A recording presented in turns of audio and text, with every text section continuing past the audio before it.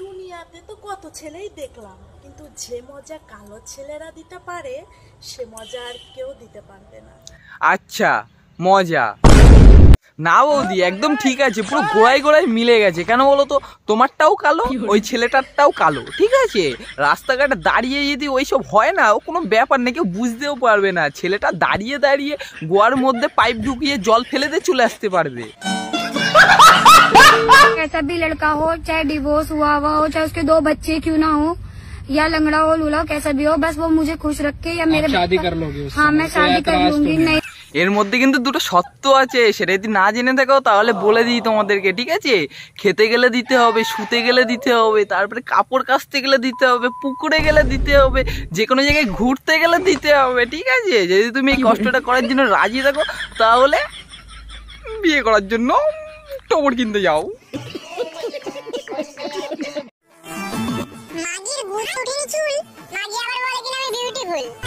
কেন রে বাড়া, চুল না উঠলে কি সুন্দর হওয়া যায় না? তোর মতন খেবড়ি চুদি নাকি? হ্যাঁ, আর তুই পরে আছিস নাইটি, আর নাইটিতে থাকে সুতো, আর জানিস যে কোনো কেউ মেরে দিতে পারে তোকে জুতো।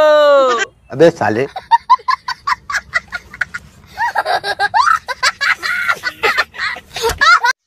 এই যে তোমাকেই বলছি, নাম্বারটা দিলে একটু কথা বলতাম। না বাড়া, কথা মতো বলার দরকার নেই, ঠিক আছে। বাড়া কথা বলে কি হবে, ওই তো 2 দিনের ভালোবাসে, ঠিক আছে। তারপরে বলবে বাবু আমার ফোনে একটু রিচার্জ করে দিও না, বাবু আমার ব্যাগ ছিঁড়ে গেছে একটু তাড়াতাড়ি এসো, বাবু আমাকে রাস্তায় এরকম ছেলেরা মিলে এই করছে তাড়াতাড়ি আসো। তারপরে যেহেতু বেশি গভীরে চলে যাবে তখন বলবে বাবু চলো আজকে একটু ঘুরে আসি, ওই ওই ওই ওই তারপরে টাকা কি গাছের পাতা ছিঁড়েই তো দিয়ে দেবো। খতম।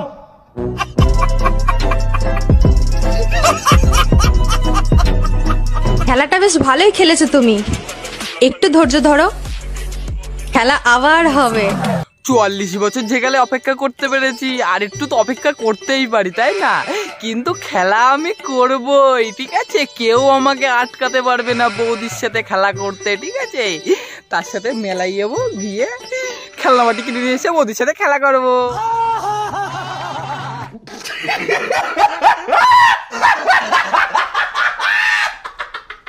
গুড মর্নিং এভরিওয়ান, কেমন আছো সবাই?